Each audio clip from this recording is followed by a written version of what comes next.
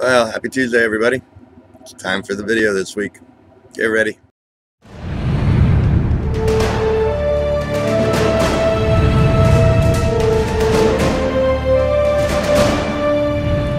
Well, as you can see, we have a cold day in Florida. So anyway, today what I want to talk about is something that just popped up a little while ago on Facebook. Somebody commented on last week's video on Christ died for you to be free to be yourself. And his comments were, first of all, that video was basically about how Christ died and abolished the law of the commandments, which was a law of condemnation and judgment. And so we were freed from the law of judgment and condemnation, and the law itself was the ministry of condemnation, and we were freed from that. And so the person who just commented on the video, he commented actually twice, which was curious. First comment was, would you not say the Gentiles were already free from the law to be themselves? Meaning, weren't they already free from the law before Christ died? I would say yes, no, yes and no. And then his second comment made me really curious, because he says, I think we have been made a new creation. And between his question and his second comment, I'm thinking the answer to your comments is very obvious, and you're somehow looking right past it without seeing it. My answer to him is the reason Gentiles were not free from the law before Christ died was because Paul said they were a law unto themselves.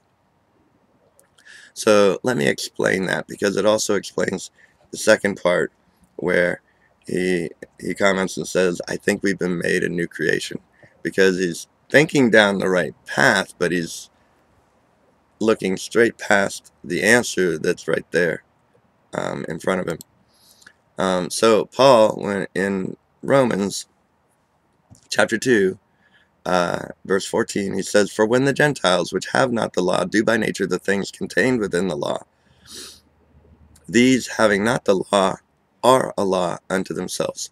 So true, the Gentiles did not have the law. It was given to the Jews. But you have to understand what he was explaining up until then. So he starts at the beginning of the chapter. At the beginning of the chapter he says, therefore thou art inexcusable, O man, whosoever thou art that judgest. For wherein thou judgest another, thou condemnest thyself, and thou that judgest doest the same things. But we are sure that the judgment of God is according to truth against them which commit such things. And thinkest thou this, O man, that judgest them which do such things, and doest the same, that thou shalt escape the judgment of God? And so I'm just going to stop there at verse 4. That's enough. Because what Paul said then, finally in verse 14, sums up what he was pointing out to these two groups in Rome. These two groups of believers in Rome who were bickering with each other and wouldn't interact with each other. And that was the Jewish believers and the Gentile believers. And they were judging and condemning each other. And so he's addressing both of them and their grievances, and he's also debunking their grievances throughout this letter. And he explains himself at length throughout this letter. So then you get back to verse 14, and it says, for when the Gentiles, which have not the law, do by nature the things contained in the law, these, having not the law, are a law unto themselves.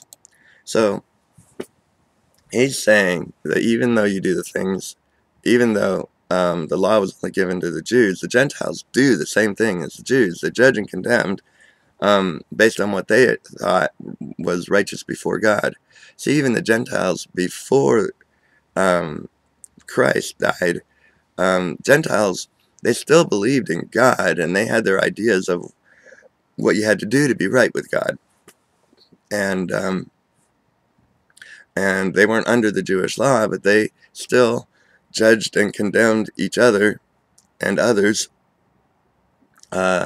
according to what they thought was right and wrong, even though they themselves were guilty of the same thing. And that's just self-righteousness. And so, yes, the Gentiles prior to the cross were free from the law. The law was not given to them, it was given to the Jews. But they, Paul said, were a law unto themselves. The good news, and the reason it's good news for both Jew and Gentile, is because both Jew and Gentile were free in the work of the cross. Because in the work of the cross, Christ abolished the law that was given to the Jews, but he abolished self-righteousness, because in his death, burial, and resurrection, he redeemed all of humanity by his faith and by the grace of God, and not through their works. So both Jew and Gentile were raised together in him, in Christ. That's why Paul says much later on, he says, therefore, any man who is in Christ Jesus, there is therefore now no condemnation to anyone who is in Christ Jesus. But he explains throughout this that both Jew and Gentile are in Christ. Therefore, there is no condemnation, no judgment. And so both Jew and Gentile are free from the law of judgment of condemnation, whether it was the law given by Moses or the law they were unto themselves. So, were the Jews free from the law before the cross? Yes, but they were not free from the law. They were only free from the law that was given to the Jews. They were not free from the essence of the law that they were of unto themselves. It was the same for them. It's revolutionary, and have a revolutionary week.